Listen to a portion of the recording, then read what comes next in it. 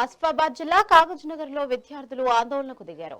మహాత్మా జ్యోతిబా ఫులే సంక్షేమ గురుకులాల పాఠశాల విద్యార్థులు ప్రిన్సిపల్ పీటీ ప్రవర్తనకు వ్యతిరేకంగా నిరసన తెలిపారు.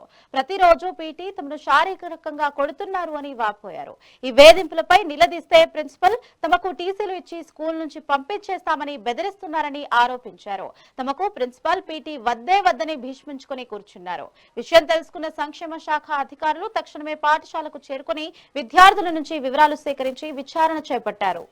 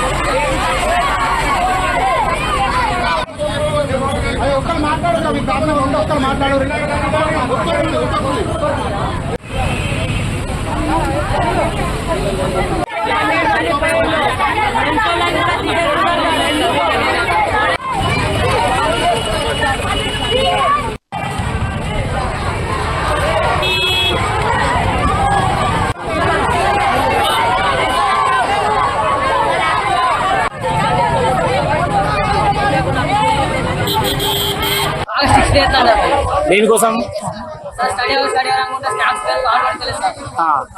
ఏం లేదు స్టడీ అన్నారు.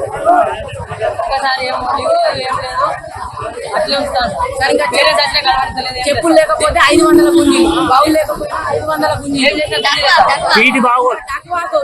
లేకపోతే 3 రోజులు పోతాం సార్. గవర్నమెంట్ క్లాస్ రూమ్ ఒకటే పెడతాం. 40 మంది ఒకటే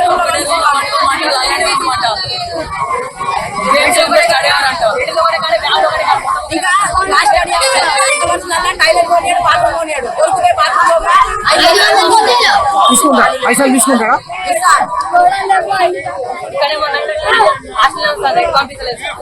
యువరాజ్ నగర్ పంపిస్తలేదు. యువరాజ్ నగర్ కానీ 100.2 నార్మల్ అంట.